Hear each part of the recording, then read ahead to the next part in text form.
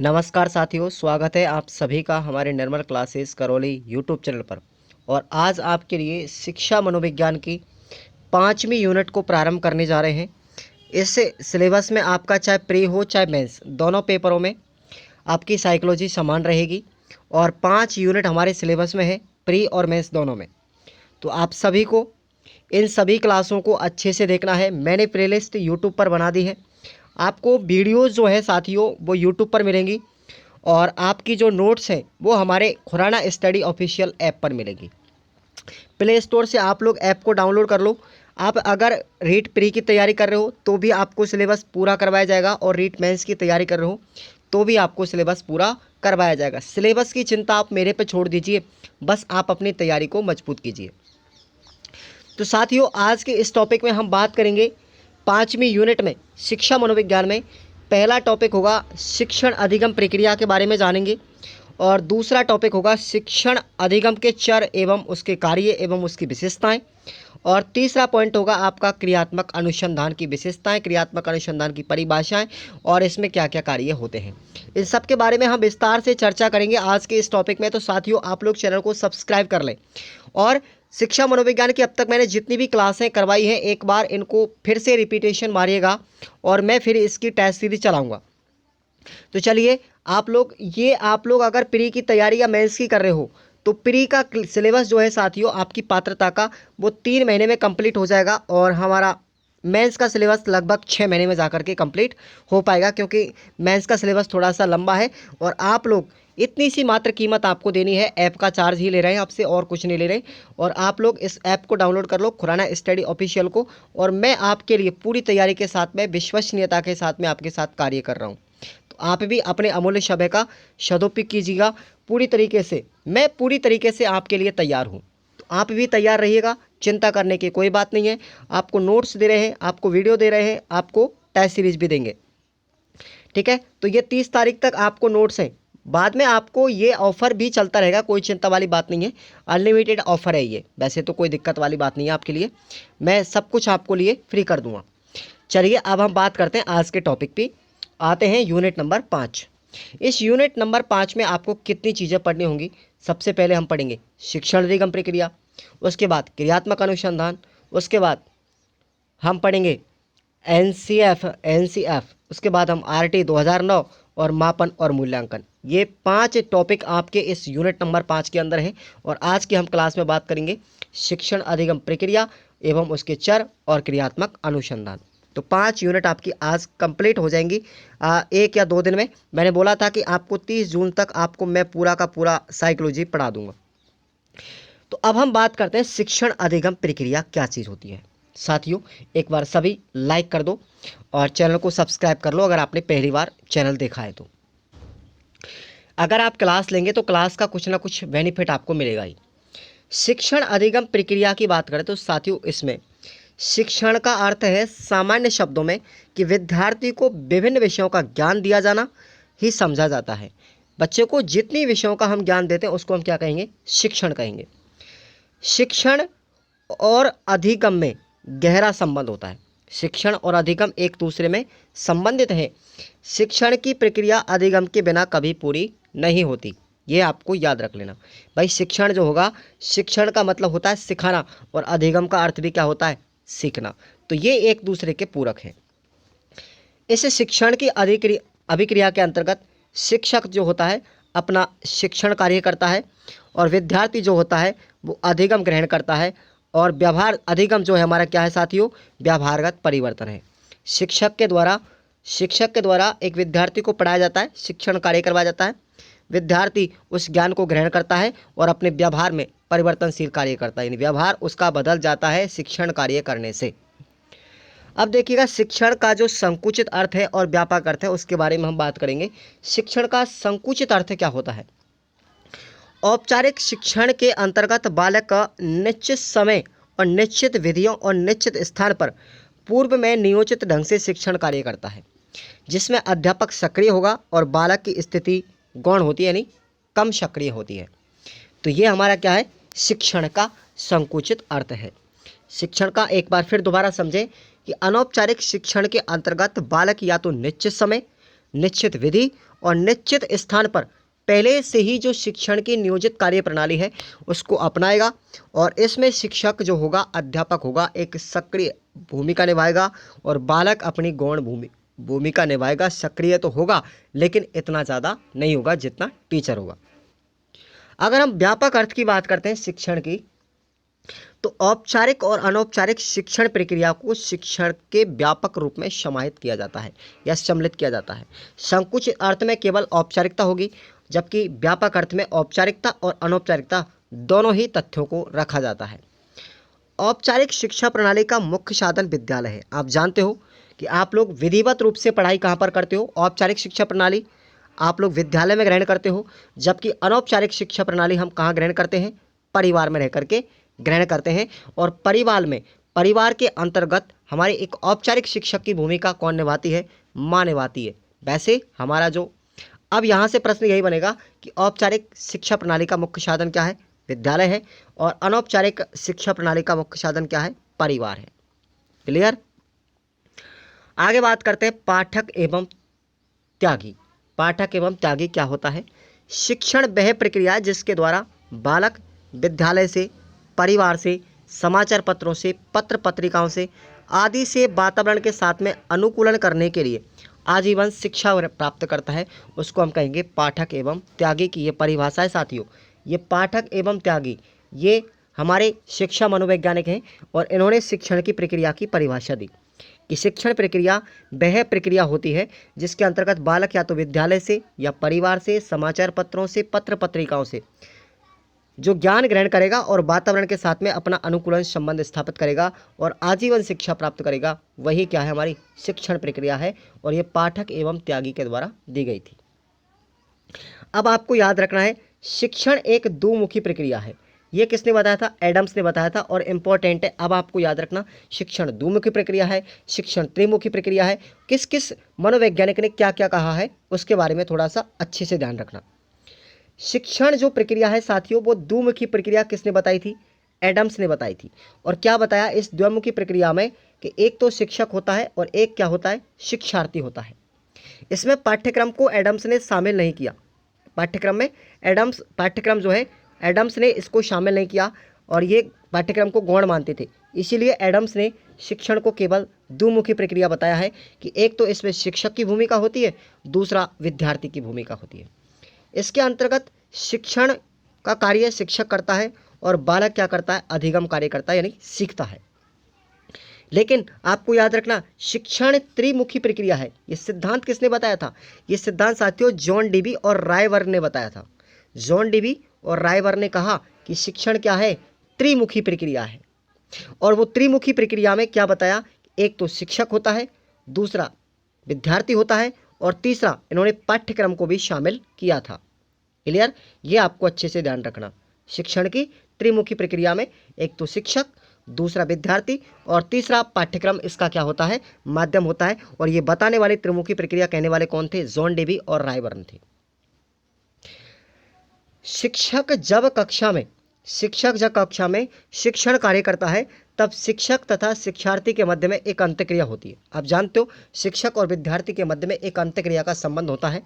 शिक्षक उसको सिखाता है और शिक्षार्थी अर्थात अधिगम करता है। और यह अंतःक्रिया किसी न किसी माध्यम से होती है। भाई शिक्षक विद्यार्थी को कुछ सिखाएगा तो वो किसके माध्यम से सिखाएगा? वो आपके सिलेबस के अनुसार सिखाएगा, वो आपके पाठ्यक्रम के अनुसार आपको कुछ अधिगम करवाएगा। इसलिए जो जॉन डेवी और रायबर्न थे उन्होंने शिक्षण का माध्यम क्या माना? पाठ्यक्रम को माना। इंपॉर्टेंट है, याद रख लेना। एक बार सभी विद्यार्थी लाइक कर दो साथियों। अब देखिएगा शिक्षण की कुछ परिभाषाएं मनोवैज्ञानिकों ने दी हैं और ये वेरी वेरी इंपॉर्टेंट है। सबसे पहले आते हैं हमारे स्मिथ ने क्या बताया कि शिक्षण एक ऐसी क्रियाविधि है जो बालकों में सीखने की उत्सुकता जागृत करती है। और यह जो शिक्षण प्रक्रिया है वो कैसी होती है? उद्देश्य केंद्रित होती है। इसका कोई ना कोई एक उद्देश्य होता है, कोई पर्पज होता है, कोई टारगेट होता है, कोई गोल होता है, तभी जाकर के हम शिक्षण करते हैं। जैसे हमारा टारगेट है, रीट का गोल है हमारा, तो हम रीट के पाठ्यक्रम को लेकर के तैयारी करते हैं। तो हम शिक्षण कर रहे हैं ना रीट को लेकर के, तो हमारा क्या है? एक उद्देश्य केंद्र है रीट हमारा। तो यही इसमें साहब ने बताया था कि शिक्षण एक ऐसी क्रियाविधि है जो बालकों में सीखने की उत्सुकता जागृत करती है कि हम कुछ सीखें। और वर्ट की परिभाषा क्या है कि शिक्षण अधिगम हेतु प्रेरणा, पथ प्रदर्शन तथा प्रोत्साहन का कार्य करता है। ये भी इंपॉर्टेंट परिभाषा है। आगे बात करते हैं थाइन। थाइन ने क्या परिभाषा बताई कि शिक्षण प्रक्रिया अधिगम में वृद्धि से संबंधित है। किससे संबंधित है? वृद्धि से संबंधित। भाई शिक्षण व्यक्ति करेगा तो उसके अधिगम में क्या होगी? वृद्धि होगी। अधिगम में वृद्धि होगी। हाफ और डंकन की परिभाषा, हाफ व डंकन क्या कहते हैं कि इसके अनुसार शिक्षण प्रक्रिया को 4 चरणों में विभाजित किया था। अब वो 4 चरण कौन कौन से हैं साथियों, एक बार आप लोग ध्यान से देखेंगे। सबसे पहला चरण है हमारा उद्देश्य। क्या है? उद्देश्य। ये इन्होंने पहला चरण बताया हाफ व डंकन ने कि शिक्षण प्रक्रिया के 4 चरण होते हैं।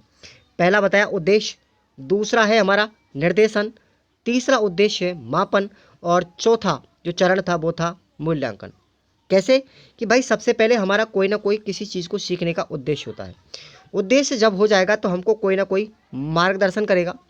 मार्गदर्शन करने के पश्चात में हम उस चीज़ का मापन करेंगे कि हमने कितना सीखा, और उसके बाद में हम मूल्यांकन करेंगे कि हमने सीखने के पश्चात में कितने नंबर प्राप्त किए, हमारा कैसा अधिगम रहा। ये मूल्यांकन कहलाता है। समझ में आ रहा है ना?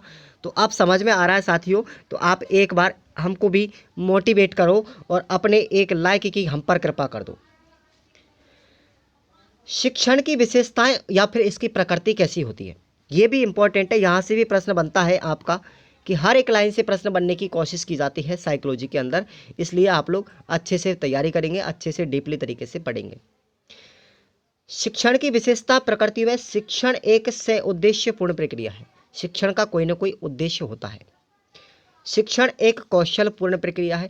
जब हमारा उद्देश्य होगा, हम शिक्षण करेंगे तो हमको कोई ना कोई कौशल की प्राप्ति होगी, हम कुछ ना कुछ ग्रहण करेंगे। जैसे हम बोलना सीखेंगे, ये भी हमारा एक कौशल है, श्रवण कौशल है। हम लिखेंगे तो ये हमारा हस्तलेखन कौशल है। तो ये भी आपको याद रखना है कि शिक्षण जो है एक कौशल पूर्ण प्रक्रिया है। शिक्षण एक निर्देशन प्रक्रिया है। शिक्षण हम तभी कर पाएंगे, हम अधिगम तभी कर पाएंगे जब हमारा कोई मार्गदर्शन कर पाएगा। तो हमको निर्देश की आवश्यकता होती है, इसलिए कहेंगे कि शिक्षण क्या है? एक निर्देशन की प्रक्रिया है। शिक्षण ज्ञान का प्रमुख विकास, ज्ञान का प्रत्य विकास करने वाली या प्रमुख विकास करने वाली क्या है? एक प्रक्रिया है। शिक्षण एक विकासात्मक प्रक्रिया है, भाई विकास भी होगा। शिक्षण औपचारिक तथा अनौपचारिक प्रक्रिया है। और याद रखना, शिक्षण एक पथ प्रदर्शन है। शिक्षण के माध्यम से हम जीवन में बहुत कुछ सीखते हैं। हमारा नेगेटिव थॉट से हम पॉजिटिव थॉट की तरफ अग्रसर होते हैं। हम एक अच्छा मार्गदर्शन हमको मिलता है। शिक्षण के माध्यम से एक प्रेरणा भी मिलती है। शिक्षण एक तार्किक प्रक्रिया है।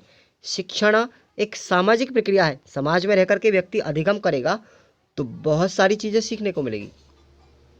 शिक्षण वातावरण के साथ साथ समायोजित होने वाली एक योग्यता उत्पन्न करने वाली प्रक्रिया है। शिक्षण एक औपचार विधि है। उपचार विधि है शिक्षण, क्योंकि हम शिक्षण से जो ज्ञान ग्रहण करेंगे तो हम अपने आने वाली समस्याओं को जीवन में हल भी कर सकते हैं। तो उपचार विधि भी है शिक्षण। शिक्षण का मापन किया जा सकता है। शिक्षण कला व विज्ञान दोनों है। शिक्षण कला व विज्ञान दोनों है। तात्पर्य क्या है इसका कि शिक्षण के अंतर्गत हम बहुत कुछ सीखते भी हैं। कला का भी हमें विकास होता है, हम एक नई नई चीज़ें सीखते हैं, और विज्ञान भी है। इसका मतलब हम कोई ना कोई साइंटिफिक मेथड सोचने पर मजबूर होते हैं कि ये काम कैसे हुआ, ये कैसे पॉसिबल हो सकता है। तो शिक्षण कला और विज्ञान दोनों है। शिक्षण एक अंतःक्रिया है और शिक्षण आमने सामने होने वाली प्रक्रिया भी है।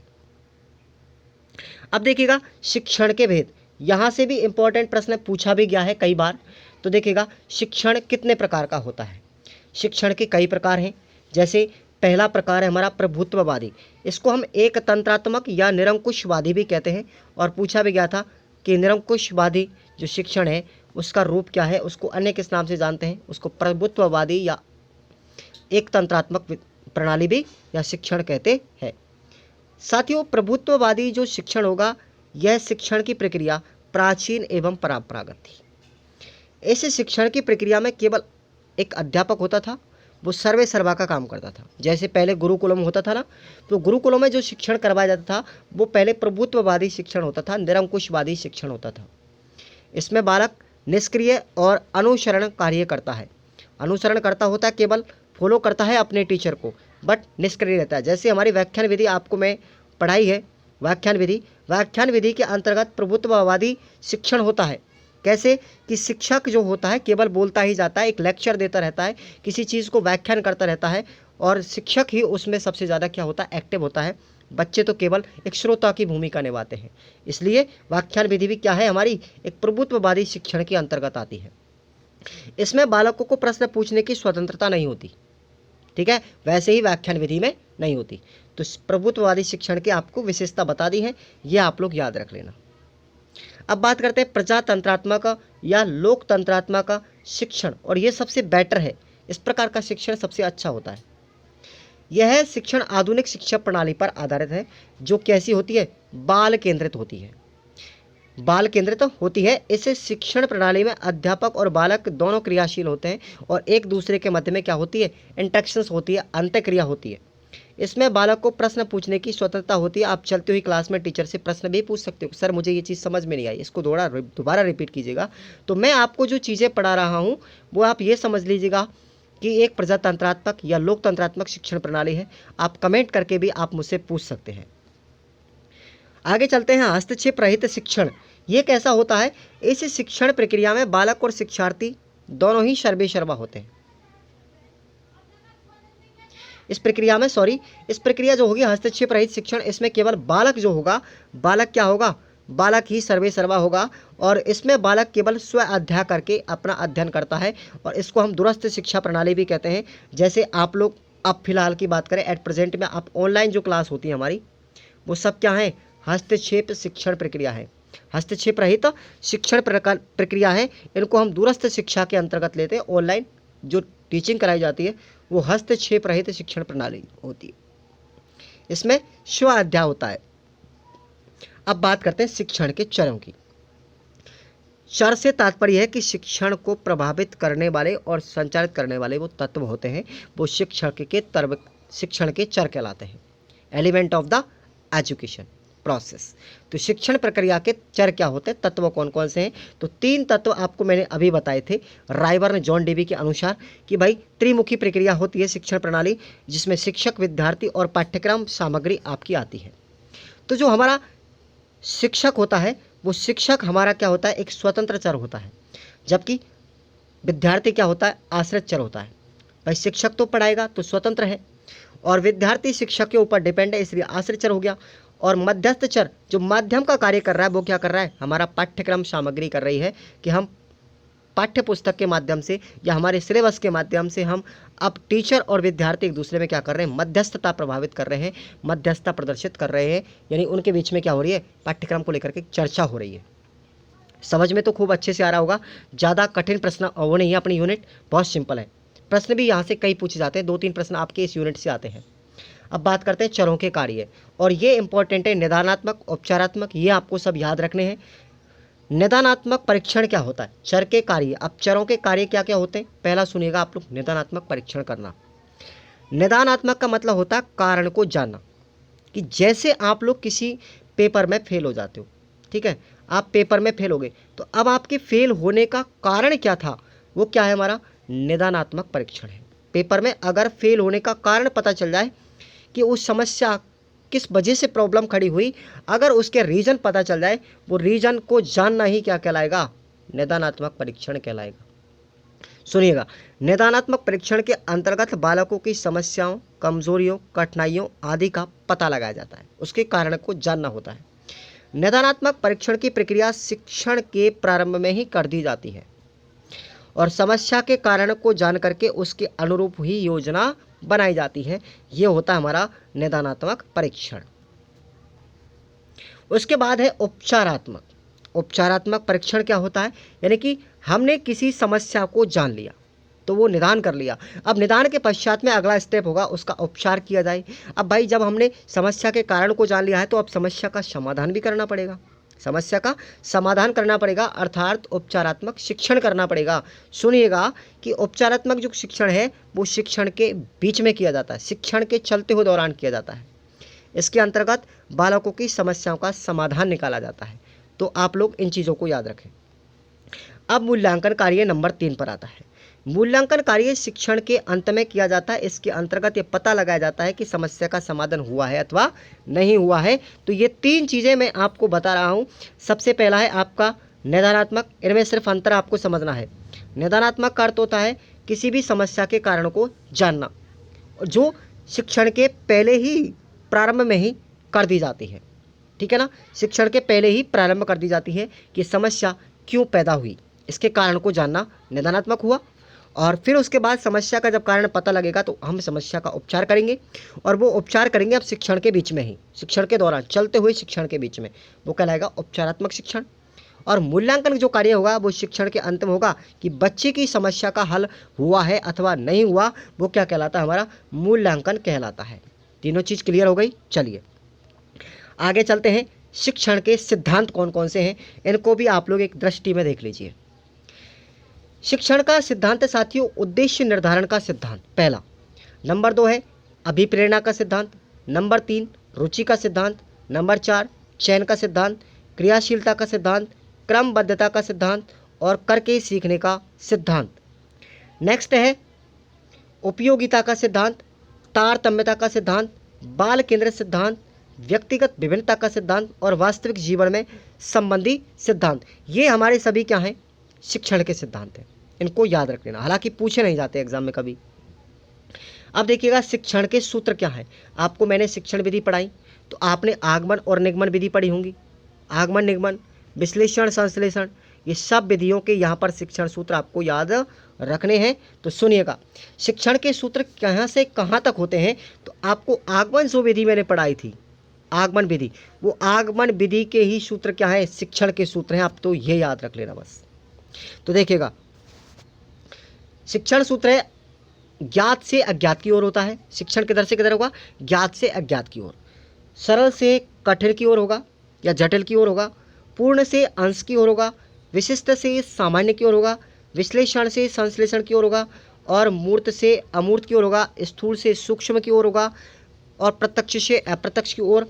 और आगमन से निगमन की तरफ होता है। याद रखना, ये अनिश्चित से निश्चित दिशा में होता है। अनिश्चित से निश्चित दिशा में, अस्पष्ट से स्पष्टता की ओर, अनुभव से विवेक की ओर और मनोविज्ञान से तर्क की ओर होता है। तो आपको ये जितने भी मैंने शिक्षण सूत्र बताए हैं, इनको आप अच्छे से याद कर लेना, क्योंकि आपके शिक्षण विधि जब हम पढ़ाई जा रही हैं तो उसमें ये काम विशेष रूप से आने वाले हैं। क्लियर। तो यहाँ से एक प्रश्न बनता है, आप लोग इन शिक्षण सूत्रों को स्टार लगा लें। चलिए आगे चलते हैं। अब आती है हमारी बात एक्शन रिसर्च। जो आप क्रियात्मक अनुसंधान पुस्तिका बनाते हो ना साथियों, वो क्रियात्मक अनुसंधान पुस्तिका यहीं से बनती है। आपकी जो वाइवा या प्रैक्टिकल वगैरह होता है वीएसटीसी में, ज़्यादातर आपने किया होगा, तो वो यहीं से बनती है एक्शन रिसर्च, जिसको हम क्रियात्मक अनुसंधान कहते हैं। इसकी खोज किसने की थी, इसमें किन किन चीज़ों का पालन किया जाता है और क्या क्या बनाया जाता है, उसकी कार्यप्रणाली को आप लोग देखिए एक बार। बहुत अच्छा पॉइंट है और इम्पोर्टेंट पॉइंट है, याद रखना इस यूनिट का, क्रियात्मक अनुसंधान। सबसे पहले बात करें कि क्रियात्मक अनुसंधान जो शब्द है उसका प्रयोग किसने किया था। याद रखना, ये किया था 1926 में बकिंगम ने, और उसकी पुस्तक थी रिसर्च फॉर फैक्ट। ये क्या चीज़ है, हाँ, रिसर्च फॉर थ्योरी है। ये रिसर्च फॉर थ्योरी के अंतर्गत किया था, ये आपको याद रखना है, ठीक है ना। क्रियात्मक अनुसंधान शब्द का सबसे पहले प्रयोग 1926 में, और किसने किया था, बकिंगम ने अपनी पुस्तक रिसर्च फॉर द थ्योरी में किया था। तो ये इंपॉर्टेंट लाइन है। अब देखिएगा, ये जो क्रियात्मक अनुसंधान शब्द है, इसका कहाँ कहाँ पर प्रयोग किया गया था, किस किस मनोवैज्ञानिक ने बताया था इसके बारे में। तो एक चीज़ तो आपको याद रखनी है, क्रियात्मक अनुसंधान शब्द का प्रयोग बकिंगम ने किया 1926 में। उसके बाद क्रियात्मक अनुसंधान जो शब्द है, क्रियात्मक अनुसंधान है, उसका सेना के क्षेत्र में किसने प्रयोग किया था, वो किया था साथियों कॉलियर ने 1945 के अंदर। ये 4-5 प्रश्न है यहाँ से बनते हैं ये, और इम्पोर्टेंट है। जब प्रश्न ऊपर से सीधा ही पूछा जाएगा तो यहीं से पूछ लिया जाएगा कि क्रियात्मक अनुसंधान का सेना के क्षेत्र में किसने प्रयोग किया, कॉलियर ने किया था 1945 में। क्रियात्मक अनुसंधान का सामाजिक क्षेत्र में प्रयोग किसने किया था, 1946 में कर्ट लेविन ने किया था। किसने किया था, कर्ट लेविन ने किया था। और क्रियात्मक अनुसंधान जो क्रियात्मक अनुसंधान है उसका शिक्षा के क्षेत्र में प्रयोग किसने किया था? 1953 में स्टीफन एम कोरे। और ये तो आपको याद रखना ही है, ये तो आपको याद रखना ही है कि शिक्षा के क्षेत्र में सबसे पहले क्रियात्मक अनुसंधान शब्द का प्रयोग किसने किया था? स्टीफन एम कोरे ने। और स्टीफन एम कोरे का अच्छा रोल भी है क्रियात्मक अनुसंधान के अंदर। साथियों, उनकी एक पुस्तक थी जिसका नाम था स्टीफन एम कोरे की पुस्तक एक्शन रिसर्च, ये इसी की पुस्तक थी, एक्शन रिसर्च यानी क्रियात्मक अनुसंधान। 1953 में क्रियात्मक अनुसंधान के 2 प्रकार बताए थे। अब वो कौन कौन से प्रकार हैं आप लोग देखिएगा। पहला प्रकार था मौलिक या फिर परंपरागत अनुसंधान। ये क्या होता है कि इस अनुसंधान के अंतर्गत दीर्घकालीन समस्या जो होती है उनका समाधान किया जाता है, जो समस्या लंबे समय से चलती आ रही है, दीर्घकालिक प्रॉब्लम जो है उनका समाधान किया जाता है मौलिक या परंपरागत अनुसंधान के अंदर। जैसे उदाहरण समझो, वो समस्या कैसी होंगी दीर्घकालिक, जैसे बढ़ती हुई बेरोजगारी की समस्या एक दीर्घकालिक समस्या है, बढ़ती जनसंख्या की समस्या, बढ़ते पर्यावरण प्रदूषण की समस्या। ये जो ऐसी दीर्घकालिक समस्याएं जो लंबे समय तक चलती रहती हैं वो मौलिक या परंपरागत अनुसंधान के अंतर्गत सॉल्व की जाती है। और क्रियात्मक अनुसंधान शब्द का सबसे पहले प्रयोग ये कॉलियर ने किया था, किसके क्षेत्र में? सैन्य क्षेत्र में। ये भी आपको याद रखना। चलिए आगे बात करते हैं क्रियात्मक अनुसंधान। अब देखिएगा दूसरा क्या बताया था? पहला बताया था हमने, उन्होंने पहला प्रकार था मौलिक या परंपरागत अनुसंधान और दूसरा प्रकार बताया था क्रियात्मक अनुसंधान। इसके अंतर्गत विद्यालय से संबंधित समस्याओं का समाधान किया जाता है। क्रियात्मक अनुसंधान में विद्यालय से संबंधित प्रॉब्लम आती है, जैसे बालक का कक्षा में देरी से आना, बालक का कक्षा से पलायन कर भाग जाना, बच्चा क्लास से उठ के भाग जाता ना, ऐसे बालक का कक्षा में चोरी करना। तो ये जो समस्या होती है विद्यालय से संबंधित वो आती है हमारे क्रियात्मक अनुसंधान के अंतर्गत। तो स्टीफन एम कोरे के दोनों ही प्रकार आपको अच्छे से याद रखना। आपको एग्जाम में दे दिया जाएगा बालक का कक्षा में देरी से आना निम्न में से किस प्रकार का क्रियात्मक अनुसंधान से संबंधित है? तो याद रखेंगे आपका ये एक्शन रिसर्च यानी कि क्रियात्मक अनुसंधान प्रकार होगा। आगे चलते हैं। अब क्रियात्मक अनुसंधान की कुछ परिभाषाएं किन किन मनोवैज्ञानिकों के द्वारा दी गई थी। सबसे पहले आपको याद रखना स्टीफन एम कोरे आते हैं और इन्होंने बताया कि क्रियात्मक अनुसंधान के अंतर्गत प्रयोगकर्ता अपनी समस्याओं का वैज्ञानिक रूप से अध्ययन कर अपने कार्यों में सुधार करता है। ये बताया था स्टीफन एम कोरे ने। दोबारा सुनिएगा कि क्रियात्मक अनुसंधान के अंतर्गत प्रयोगकर्ता अपनी समस्याओं का वैज्ञानिक रूप से अध्ययन करके सुधार कर लेता है, वो कहलाता है क्रियात्मक अनुसंधान। ये स्टीफन एम कोरे की परिभाषा है। उसके बाद बताते हैं हमारे मुंड्रो की परिभाषा क्या थी, सुनिएगा क्रियात्मक अनुसंधान को लेकर के कि क्रियात्मक अनुसंधान समस्या के अध्ययन की एक विधि है। क्या है?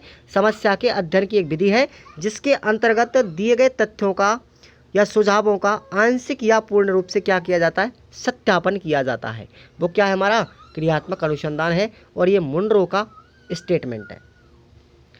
अब बात करते हैं अब एनसाइक्लोपीडिया ऑफ एजुकेशनल रिसर्च, इसके द्वारा क्या परिभाषा दी गई थी एनसाइक्लोपीडिया ऑफ रिसर्च के माध्यम से? तो देखिएगा किसी भी व्यक्ति के द्वारा उद्देश्य प्राप्ति हेतु किए गए कार्यों को कुशलतापूर्वक करने के लिए क्रियात्मक अनुसंधान उपयोगी है। यह परिभाषा किसकी है? एनसाइक्लोपीडिया ऑफ एजुकेशनल रिसर्च, कि किसी भी व्यक्ति के द्वारा उद्देश्य प्राप्ति के लिए जो कार्य को कुशलतापूर्वक किया जाता है तो वो किसके द्वारा किया जाता है? क्रियात्मक अनुसंधान के द्वारा ही किया जाता है। अब बात करते हैं क्रियात्मक अनुसंधान की विशेषताएं। सुनिए, क्रियात्मक अनुसंधान जो है साथियों, ये एक इसका रूप कैसा होता है? संकुचित होता है। क्रियात्मक अनुसंधान क्या है? एक संकुचित रूप है। क्रियात्मक अनुसंधान में समस्याओं का वैज्ञानिक अध्ययन करके समझाया जाता है या समाधान किया जाता है।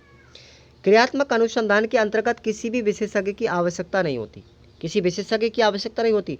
इसमें केवल प्रयोगकर्ता ही अनुसंधान करता होता है। क्रियात्मक अनुसंधान में समय कम लगता है। पहली चीज़ तो यही विशेषता है अच्छी कि इसमें समय कम लगता है। और क्रियात्मक अनुसंधान के अंतर्गत किसी भी शोध जो है वो छात्र की आवश्यकता नहीं होती, किसी भी शोध में छात्र की आवश्यकता नहीं पड़ती।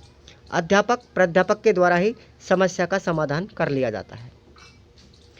क्रियात्मक अनुसंधान विद्यालय में प्रगति व उन्नति में सहायक है और क्रियात्मक अनुसंधान में अनुशासन बनाए रखने में सहायक भी होता है। भाई इससे अनुशासन भी अच्छा होता है। अब देखो क्रियात्मक अनुसंधान की समस्याएं। विद्यालय में संगठन से संबंधित समस्या होती है कि भाई विद्यालय में संगठन नहीं बन पाता। बालक के व्यवहार में समस्या हो सकती है।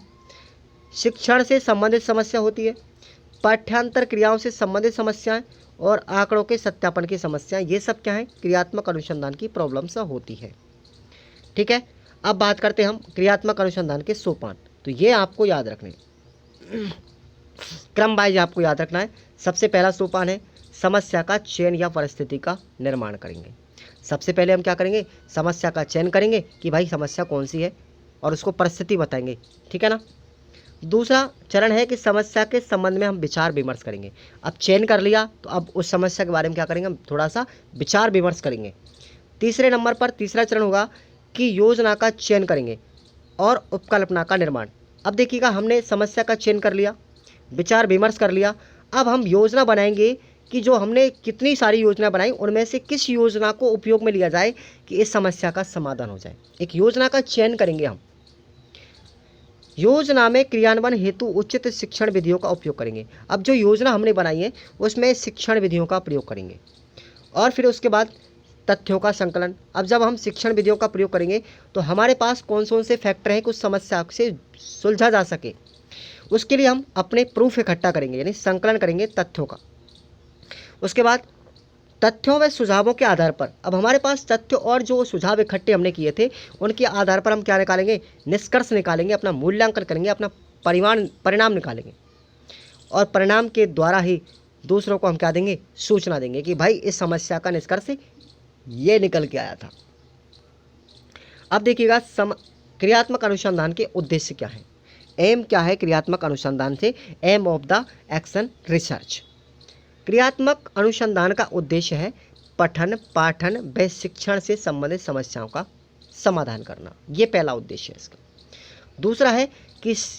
दूसरा उद्देश्य है समस्याओं का वैज्ञानिक अध्ययन करके उनका समाधान करना। जितनी समस्या हैं सबका क्या करेंगे, वैज्ञानिक अध्ययन करेंगे और फिर उसका समाधान करेंगे।